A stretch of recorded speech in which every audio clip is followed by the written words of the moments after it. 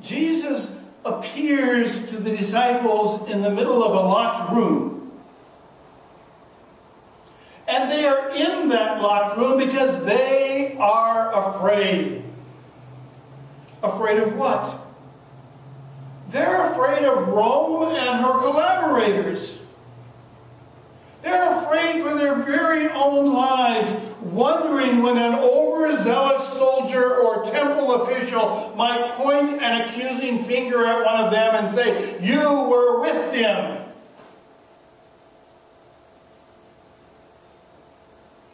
And they would have to join Peter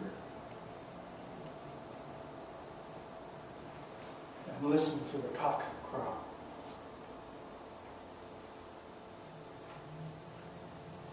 But Jesus appears amongst them and gives them a word of peace, and then he does an extremely important thing. He shows them his hands and his side. It's as if Jesus is saying, "Look, see, the ultimate power and authority in the world does not belong to Rome. See, Rome has done her best to do away with me, to silence me, to proclaim that they have the final word. Well, guess what? Rome was wrong. Rome was not the ultimate authority, nor are Rome's successors the ultimate authority today. Rome does not have the final word. The world's way cannot overcome the Jesus way. The light shines in the darkness, and the darkness has not overcome it. That is what Thomas was doubting. And guess what? Thomas has a lot of company. Because you see, it's relatively easy to say we do not doubt the resurrection when all that is required of us is to intellectually believe in a series of propositions that are beyond proof.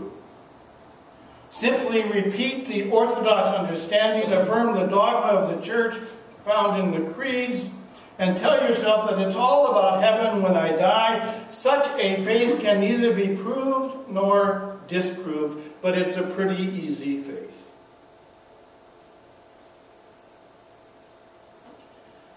But it's a whole different issue when the proof lies not in the words of confession, but in the deeds of discipleship. When it is a matter of following the way that is required in order for faith to become possible, then it's a whole different story. And in a way, Jesus' words to Thomas was an invitation to perform an exercise in trust, to experiment with the truth. Thomas, come and see. Thomas, come and poke your finger in the wounds. Thomas, come and embrace the wounds of discipleship and experience the way of Jesus is victorious, and that the world's way is not. And then the risen Christ's invitation to Thomas is also an invitation to us. It is an invitation for us to engage in discipleship, to embrace the way of servanthood, to experience the wounds that are a result of living the way of the cross. of dying to self, of losing one's life for the sake of the gospel.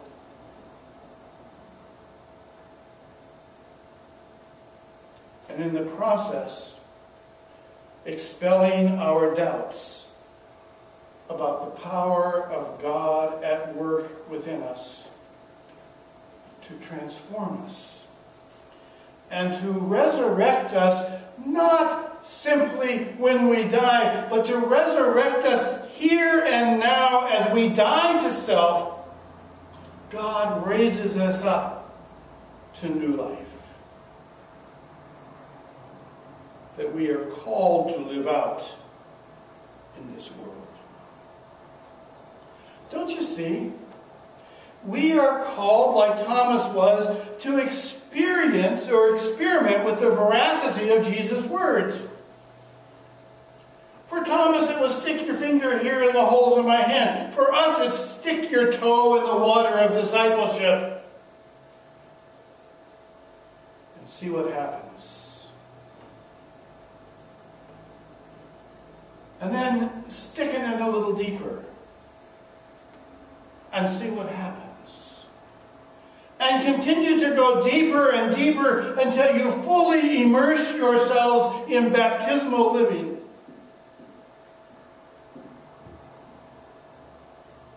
Don't you see? We might begin by actually attempting to pray for our enemies and observe what might happen to us when we do. Imagine if all of the Christians in North America began praying for North Korea.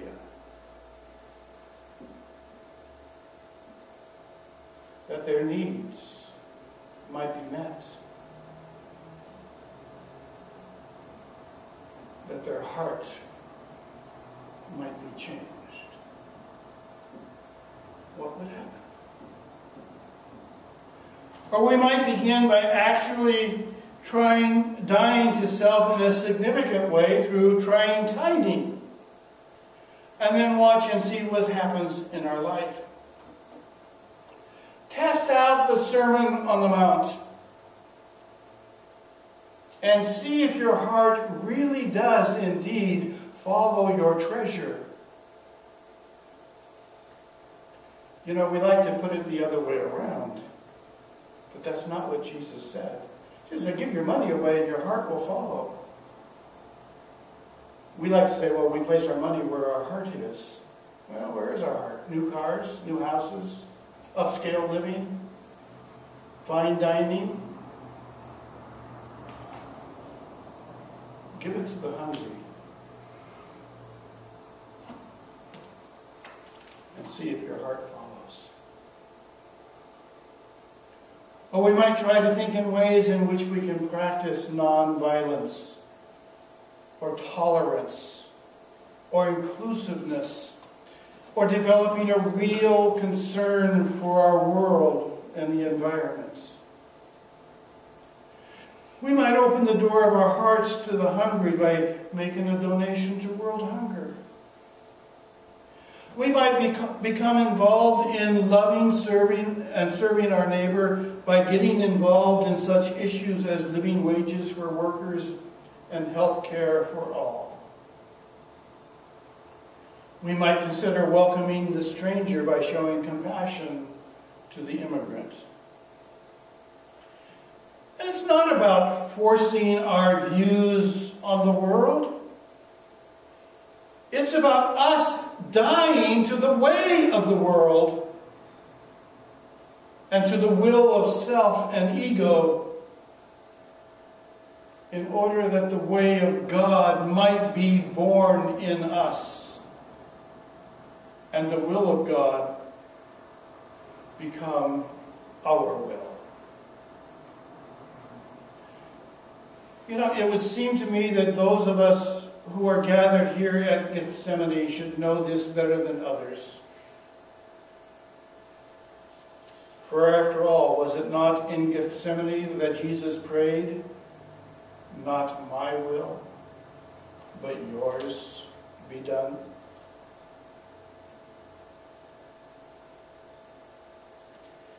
And here's the thing.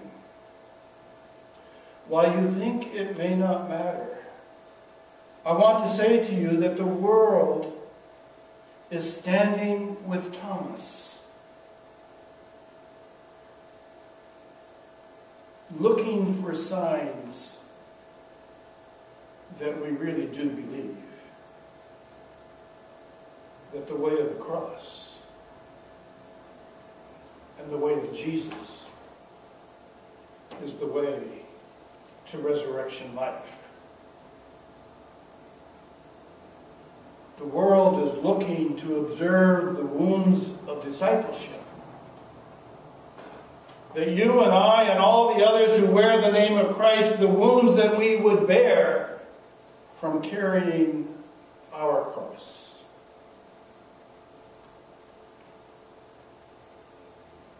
The world is asking us, is there any evidence for them to see that we truly follow the way of Jesus and embrace the cross as a way of life? Is there really any substantial difference between us? Like Thomas said to the disciples, show me the wounds and I will believe. The world is saying to us, show me your wounds from your cross